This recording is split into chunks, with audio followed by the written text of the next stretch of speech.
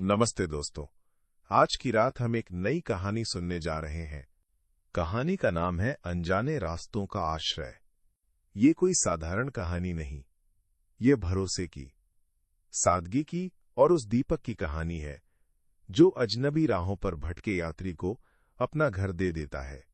तो आइए धीरे धीरे आंखें मूंद लीजिए, सांस को शांत कीजिए और चलिए मेरे साथ एक ऐसे कस्बे की ओर जहां एक बूढ़े अध्यापक ने भरोसे की एक लौ जलाई थी। कस्बे का नाम था मालपुर।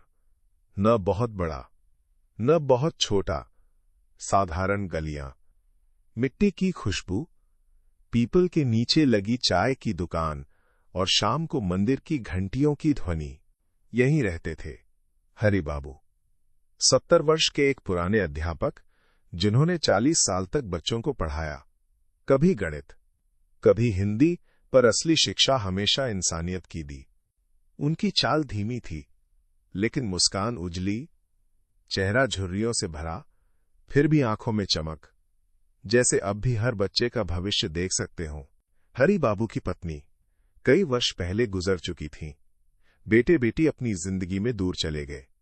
कस्बे में लोग उनका आदर करते, लेकिन उनके दिल में एक अधूरापन था। वो सोचते, मैंने सैकड़ों बच्चों को पढ़ाया, पर उन अनगिनत अजनबियों का क्या जो राह में भटकते हैं, जिन्हें ठिकाना नहीं, जिनका कोई नहीं। कभी वो मंदिर जाते, दिया जलाते और भगवान से कहते, हे प्रभु, अगर जीवन का आखिरी हिस्सा किसी के काम आ सके तो यही मेरी सबसे बड़ी कमाई होगी। एक दिन हरि बाबू कस्बे के बाहर वाले रास्ते पर टहल रहे थे। रास्ते के किनारे एक पुराना बरगद था। उसके पास पड़ी टूटी झोपड़ी वर्षों से खाली थी।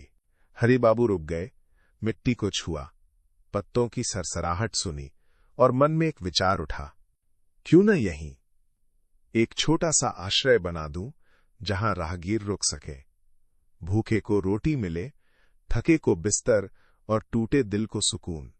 उनकी आंखों में चमक आई और वहीं उन्होंने प्रण किया, ये झोपड़ी अब अनजाने रास्तों का आश्रय बनेगी। अगले ही दिन हरि बाबू ने कस्बे के कुछ बच्चों को बुलाया। आओ बेटा, इस झोपड़ी को ठीक करें। बच्चे हंसे बोले, गुरुजी, इस टूटी जगह का क्या करेंगे? हरि बाबू मुस्कुराए, यही तो देखना है, टूटा हुआ भी नया जीवन पा सकता है। और फिर झाड़ू से मिट्टी हटाई गई, दीवारों पर नया मिट्टी गोबर का लेप किया गया, छत पर पुआल डाला गया और भीतर एक कोना साफ कर दिया गया। शाम तक वो टूटी झोपड़ी एक साधारण पर सुंदर कुटिया जैसी लगने लगी। हरि बाबू ने दरवाजे पर एक लकड़ी का बोर्ड लगाया। हाथ से लिखा था, ये आश्रय सबके लिए खुला है। यहां कोई नाम नहीं पूछा जाएगा, यहां कोई ताला नहीं लगेगा, सिर्फ एक दीपक जलेगा।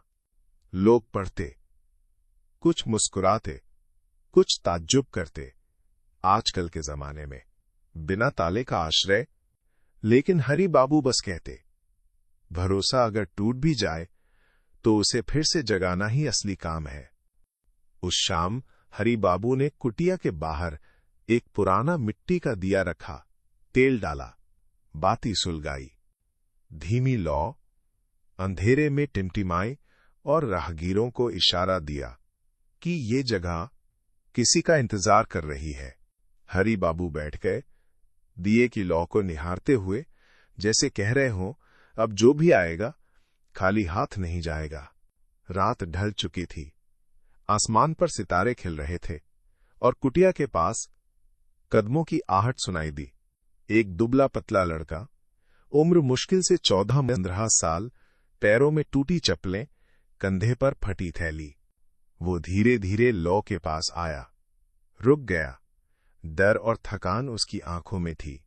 हरि बाबू उठे, मुस्कुराए, आओ बेटा, अंदर बैठो।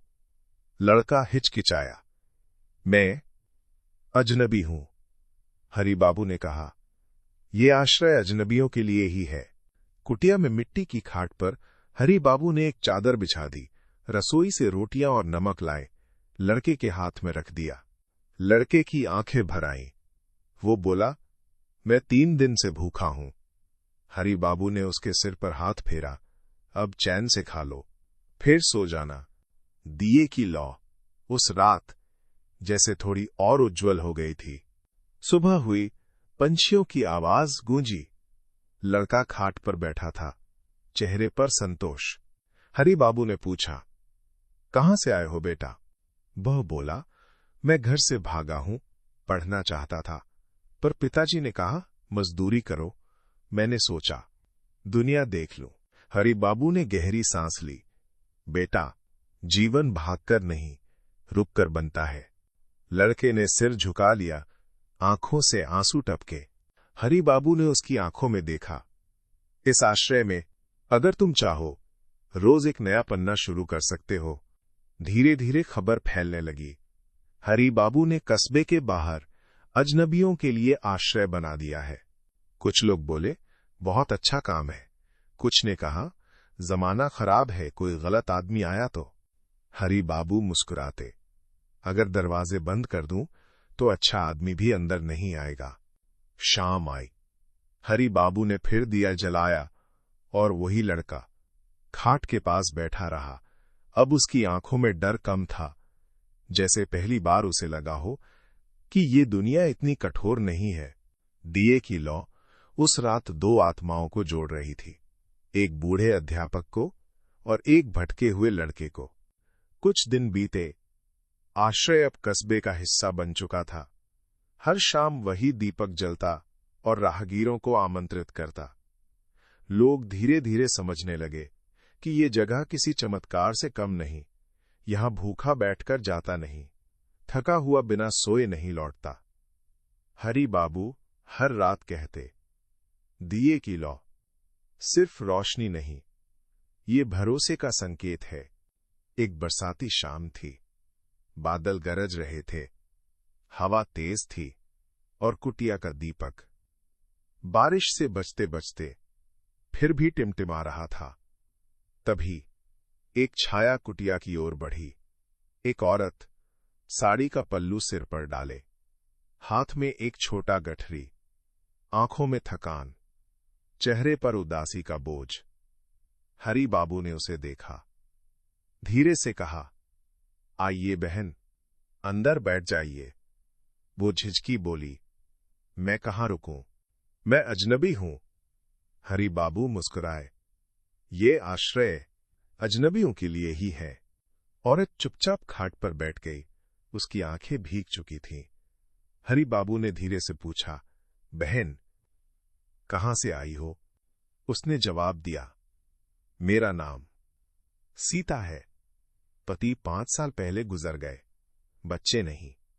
ससुराल वालों ने कहा, हमारे घर में जगह नहीं। मायके में कहा, हम बोझ नहीं उठा सकते। सो मैं बस चल दी, जिस रास्ते ने बुला लिया। हरि बाबू सुनते रहे, फिर बोले, और आज ये रास्ता आपको यहां ले आया। सीता की आंखें झुकी, हां, शायद यही मेरी किस्मत है। कहीं ठिकाना नहीं, कहीं अपनापन नहीं। हरि बाबू ने दीपक की लौ की ओर इशारा किया, देखो बहन, ये दीपक हर रात जलता है और ये कहता है, कभी अंधेरा आखिरी नहीं होता। लड़का जो पहले आया था, अब रोज हरि बाबू की मदद करता था। वो भी पास बैठा था। उसने धीरे से कहा, मां, आप यहां रह सकती हैं। सीता ने उसे देखा, आंखें भर आईं। मैं तुम्हारी मां कैसे? मैं तो अनजानी हूं। लड़के ने सिर हिलाया, मैं भी तो अनजाना ही आया था, पर गुरुजी ने मुझे अपना लिया। आप भी रह जाइए। हरि बाबू मुस्कुराए, ये आश्रय खून का रिश्ता नहीं पूछता, दिल का रिश्ता ही काफी है। उस रात सीता ने कई वर्षों बाद सुकून की नींद ली। न किसी की डांट, न किसी की तिरस्कार भरी नजर, सिर्फ दीपक की धीमी लौ और 2 अनजानों का अपनापन। हरि बाबू बाहर बैठे, आकाश की ओर देखते हुए बोले, प्रभु, अब ये आश्रय सच में घर बन रहा है। अगले दिन सीता ने कुटिया के आंगन को बुहारा, कुछ लकड़ियां जमा की और रोटी बेलने लगी। लड़का हैरान था। मां, आप सब क्यों कर रही हैं? सीता ने मुस्कुराकर कहा, जब तक हाथ काम करें, दिल बोझिल नहीं होता। हरि बाबू ने भी सिर हिलाया। सेवा ही सबसे बड़ी पूजा है। धीरे धीरे अब आश्रय में सिर्फ दीपक ही नहीं, बल्कि रोटी की खुशबू भी फैलने लगी थी। खबर कस्बे में और फैली। हरि बाबू के आश्रय में अब एक विधवा भी रहती है, खाना बनाती है, आने जाने वालों की सेवा करती है। कुछ लोग ताना मारते, आजकल अजनबियों को घर देना समझदारी नहीं, खतरा है। पर कुछ लोग कहते, न जाने क्यों, पर उस आश्रय से लौटने वाला कुछ बदलकर लौटता है। हरि बाबू बस मुस्कुराते। हर कोई भीतर से नया हो सकता है। आश्रय के बाहर बरगद का पेड़ और घना हो गया था। उसकी छांव में अब अक्सर राहगीर रुक जाते। कोई पानी मांगता, कोई कुछ पल की नींद और कोई सिर्फ सुकून। सीता सबको पानी पिलाती, लड़का उनके साथ बैठकर बातें करता और हरि बाबू हर शाम दीपक जलाते। अब आश्रय सच में एक छोटा परिवार लगने लगा था। एक रात कदमों की आवाज भारी थी, जैसे कोई मन बोझ से दबा हो। दीपक की लौ कांपी और दरवाजे पर एक आदमी खड़ा था, चेहरा झुका हुआ, हाथ में पुरानी पोटली, आंखें लाल, जैसे अपराध बोध भीतर से खा रहा हो। हरि बाबू उठे। आइए, अंदर आइए। वह आदमी हकलाया, मैं ठहरने लायक नहीं हूं। हरि बाबू मुस्कुराए। ये जगह उसी के लिए है जो खुद को अयोग्य समझता है। वह आदमी धीरे धीरे अंदर आया, खाट के कोने पर बैठ गया। कुछ नहीं बोला, सिर्फ दीवार को ताकता रहा। सीता ने उसके सामने रोटी रख दी। लड़के ने पानी का गिलास, पर उसने हाथ नहीं बढ़ाया। हरि बाबू ने शांत स्वर में पूछा, क्या बात है बेटे? दिल में बोझ है क्या? उसकी आंखों से आंसू टपक पड़े। मैं चोर हूं। सीता और लड़का चौंके, पर हरि बाबू शांत रहे। तो क्या हुआ? हर इंसान बदल सकता है। वो आदमी सिसक पड़ा, पर मैंने भरोसा तोड़ा है। लोगों से छीनकर जिया हूं, अब चैन नहीं मिलता। हरि बाबू ने दीपक की लौ की ओर देखा। ये लौ भी तेज हवा से कांपती है, पर बुझती नहीं। तुम भी बुझने मत दो। उस रात वो आदमी रोते रोते सो गया, पर वर्षों के बाद उसकी सांसें शांत थीं। सीता ने धीमे स्वर में कहा, गुरुजी, क्या सच में ये बदल पाएगा? हरि बाबू मुस्कुराए। जब अपराध बोध जन्म लेता है, तब बदलाव भी पास ही खड़ा होता है। लड़के ने धीरे से दीपक की ओर देखा, मानो अब समझ गया हो कि ये आश्रय सिर्फ दीवारों का नहीं, बल्कि आत्मा का है। सुबह हुई, पंछियों की चहचहाहट गूंजी, बरगद की शाखों पर ओस की बूंदें चमक रही थीं। आश्रय की खाट पर वो अजनबी अब भी बैठा था, चेहरा थका, आंखें लाल और होठों पर बेजान सन्नाटा। हरि बाबू ने धीरे से पूछा, नाम क्या है तुम्हारा बेटे? उद्धरण चिन्ह। वो झिझका, फिर बोला, नाम खो गया है। लोग अब मुझे बस चोर कहते हैं। हरि बाबू ने गहरी सांस ली। नाम भगवान देता है, लोग नहीं छीन सकते। अगर तुम चाहो, नया नाम पा सकते हो। सीता पानी लेकर आई, धीरे से खड़ी रही, फिर बोली, गुरुजी, अगर ये सचमुच चोर है तो खतरा हो सकता है। वह आदमी बोला, मैंने जिनसे छीना उनकी आंखों में डर देखा, पर जब इस दीपक को देखा तो लगा जैसे लौ कह रही हो, यहां डर नहीं, भरोसा है। वो सिसक उठा, मैं वापस लौटना चाहता हूं, पर पता नहीं कैसे। हरि बाबू ने उसके कंधे पर हाथ रखा। पाप का भार तब हल्का होता है जब इंसान स्वीकार करता है, और तूने स्वीकार किया है। अब बस सेवा से नया जीवन शुरू कर दे। हरि बाबू मुस्कुराए। खतरा नहीं बहन, परीक्षा है। अगर हम डरकर दरवाजे बंद कर देंगे तो ये आश्रय व्यर्थ हो जाएगा। लड़का भी पास बैठा। उसने कहा, मैं भी घर से भागा था, सबको डर था मैं बिगड़ जाऊंगा, पर आपने मुझे अपनाया, शायद इसे भी अपनाना चाहिए। सीता ने चुपचाप सिर झुका लिया और चोर की ओर देखा। उसकी आंखों में पहली बार एक बूंद दया की चमकी। अगले दिन हरि बाबू ने उसे काम दिया। बेटे, आंगन बुहार दो, बरगद के नीचे सूखे पत्ते बहुत हैं। उसने झाड़ू उठाई, हाथ कांपे, पर धीरे धीरे आंगन साफ करने लगा। सीता ने चुपके से देखा। उसकी आंखों में हैरानी थी। कभी चुराने वाला, अब झाड़ू पकड़े था। लड़के ने हंसकर कहा, देखो अब ये हमारा साथी बन रहा है। हरि बाबू ने सिर हिलाया। हर इंसान में बदलाव की बीज छुपा होता है, बस किसी को पानी देना पड़ता है। कस्बे में खबर फैल गई, हरि बाबू के आश्रय में एक चोर शरण लिए हुए है। कुछ लोग हंसे, अब आश्रय लुट जाएगा। कुछ ने ताना मारा, गुरुजी पागल हो गए हैं, चोरों को पाल रहे हैं। हरि बाबू ने बस इतना कहा, अगर कोई लौटना चाहे और हम दरवाजा बंद कर दें तो सबसे बड़ा अपराध हम करेंगे। उस रात वो आदमी खाट पर बैठा, दीपक की लौ को ताकता रहा। उसके हाथ कांप रहे थे, जैसे लौ में अपना अतीत देख रहा हो। धीरे से उसने कहा, गुरुजी, अगर मैं सब लौटा दूं तो क्या लोग मुझे माफ कर देंगे? हरि बाबू बोले, माफ करना उनके हाथ में नहीं, तेरे हाथ में है। जब तू खुद को माफ कर लेगा, तब दुनिया भी तुझे माफ कर देगी। उसकी आंखें भर आईं और उसने पहली बार दीपक की ओर सिर झुका दिया, जैसे किसी ईश्वर को प्रणाम कर रहा हो। अगली सुबह उसने कुटिया के सामने मिट्टी खोदी और नीम का पौधा लगाया। लड़का हैरान हुआ, ये क्यों लगाया? वो बोला, चोरी से कभी छांव नहीं मिलती, इस पेड़ से शायद किसी को छांव मिले। हरि बाबू की आंखें चमक उठीं। देखा बहन, बदलाव यहीं से शुरू होता है। सीता ने पहली बार मुस्कुराकर उसकी ओर देखा, मानो दिल ने कहा हो, ये अब चोर नहीं, इंसान है। कुछ दिन बाद कस्बे के 2 यात्री आए, रात बिताई। सुबह जाते समय बोले, गुरुजी, हमने कहीं भी इतना सुकून नहीं पाया, यहां तो लगता है आत्मा भी विश्राम करती है। हरि बाबू मुस्कुराए, क्योंकि ये जगह दीवारों की नहीं, दिलों की है। वह आदमी जिसने खुद को चोर कहा था, दूर खड़ा सुन रहा था। उसकी आंखों से आंसू बह निकले, जैसे भीतर की गंदगी धुल रही हो।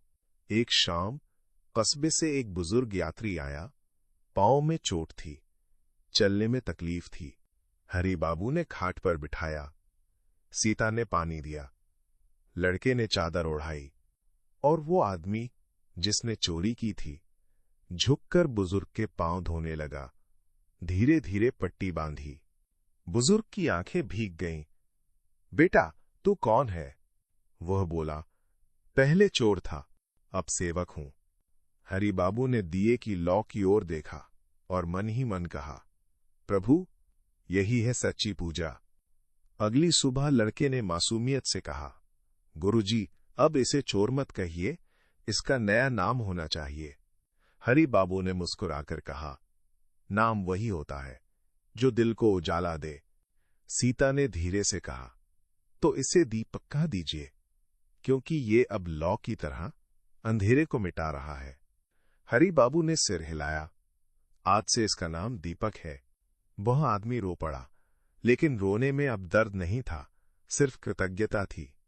उस रात बरगद के नीचे हवा बह रही थी, दीपक की लौ शांत चल रही थी और कुटिया से आवाजें आ रही थी, हंसी की, कहानियों की और उस नए दीपक के गीत की। धीरे धीरे आश्रय अब केवल ठिकाना नहीं रहा, ये आत्माओं का संगम बन गया था। बरसों बीत गए, आश्रय अब कस्बे की पहचान बन चुका था। हर शाम दीपक जलता और हर सुबह कोई न कोई नया चेहरा, नई कहानी छोड़ जाता। एक दिन शहर से एक आदमी आया, महंगे कपड़े, चमकती घड़ी, चेहरे पर घमंड की लकीरें और होठों पर व्यंग्य भरी मुस्कान। उसने बरगद की ओर देखा, कुटिया देखी, फिर हंसा। क्या ये भी कोई जगह है रहने की? ना ताले ना दीवारें, ये तो बेवकूफी है। हरी बाबू बाहर खड़े थे। धीरे से मुस्कुराए। बेटा, अगर ताले होते तो तू भी अंदर नहीं आ पाता। वो आदमी अंदर आया, कुटिया का साधारणपन देखकर बोला, यहां लोग ठहरते हैं बिना पैसे, बिना पूछताछ। सीता ने पानी दिया, पर उसने हाथ चटक दिया। मैं पैसे दूंगा, फ्री में नहीं लूंगा। हरी बाबू ने शांत स्वर में कहा, यहां लेन देन नहीं होता, यहां दिल से दिया जाता है और दिल से लिया जाता है। वो आदमी व्यंग्य से बोला, दुनिया भरोसे पर नहीं चलती, लोग धोखा देते हैं। मैंने शहर में सब देखा है। हरी बाबू ने मुस्कुराकर कहा, शहर में ताले हैं, फिर भी चोरी होती है। यहां ताले नहीं, फिर भी विश्वास जिंदा है। उस रात वो आदमी खाट पर लेटा, पर नींद नहीं आई। उसने सोचा, ये लोग पागल हैं, कल सुबह सब मेरा सामान चुरा लेंगे। उसने अपनी बैग कसकर पकड़ ली, आंखें खुली रखी, पर रात गहरी हुई और कोई चोरी नहीं हुई। सुबह उठकर देखा, उसकी बैग वहीं थी, पर साथ में एक छोटा पैकेट रखा था, जिसमें रोटियां और गुड़ था। उसकी आंखें चौड़ी हो गईं। ये क्या है? दीपक पूर्वचोर मुस्कुराया, ये यहां की रीति है, जो भी आता है खाली हाथ नहीं लौटता। उस आदमी की आंखें भारी हो गईं। उसने धीमे स्वर में कहा, मैंने कभी ऐसा नहीं देखा। शहर में तो लोग एक दूसरे का वक्त भी चुरा लेते हैं, यहां तो कोई मेरे लिए रोटियां छोड़ गया। हरी बाबू पास आकर बोले, बेटा, विश्वास कभी बाजार में नहीं मिलता, ये बस दिल खोलने से पैदा होता है। उसकी आंखों में नमी आई, पर होंठ अब भी जिद्दी थे। क्या ये जगह हमेशा यूं ही रहेगी? क्या लोग इसे खराब नहीं करेंगे? हरी बाबू ने दीपक की लौ की ओर देखा। लौ हवा से कांपती है, पर बुझती नहीं। ये आश्रय भी ऐसा ही है। वो आदमी चुप हो गया, कुछ देर तक बरगद को देखता रहा, फिर धीरे से बोला, मेरे पास सब कुछ है, पैसा, नाम, घर, पर न जाने क्यों रातें सूनी लगती हैं, दिल खाली लगता है। सीता ने उसकी ओर देखा, क्योंकि दिल का दरवाजा बंद है, अगर खोल दोगे तो अकेलापन चला जाएगा। लड़का मासूमियत से बोला, भैया, यहां रह जाओ, तुम्हें कोई नाम नहीं पूछेगा, सिर्फ अपनापन मिलेगा। उसकी आंखें भर आईं, जैसे किसी ने दिल का ताला खोल दिया हो। कुछ दिन बाद कस्बे के लोग इकट्ठा हुए। कोई कह रहा था, ये आश्रय अब मंदिर जैसा है। कोई बोला, यहां रहकर आत्मा हल्की हो जाती है। शहर से आया यात्री भी खड़ा था, धीरे से बोला, मैंने सोचा था ये सब पागलपन है, पर अब समझ गया हूं, अगर भरोसा जिंदा रखना है तो दरवाजे खुले रखने होंगे। लोगों ने उसकी ओर देखा और महसूस किया कि वो अब बदल चुका है। हरी बाबू अब बूढ़े हो गए थे, पर हर शाम दीपक जलाना नहीं भूले। वो कहते, जब तक ये दीपक जलेगा, ये आश्रय जिंदा रहेगा। एक दिन उनकी सांसें धीमी हो गईं, आंखें बंद हुईं और चेहरे पर मुस्कान थी। सीता रोई, लड़का चुपचाप बैठा रहा। दीपक पूर्व चोर ने दीपक की लौ के पास हाथ रखा और कहा, अब ये जिम्मेदारी मेरी है। उस दिन के बाद हर शाम दीपक वही जलाता, पर अब हाथ बदल चुके थे। दीपक के हाथों में आश्रय की लौ और मजबूत हो गई थी। लोग अब उसे सिर्फ नाम से नहीं, बल्कि काम से पहचानते थे। वो जो पहले चोर था, अब दीपक है, सबके लिए रोशनी। बरगद की छांव, कुटिया की मिट्टी, दीपक की लौ और अनगिनत कहानियां।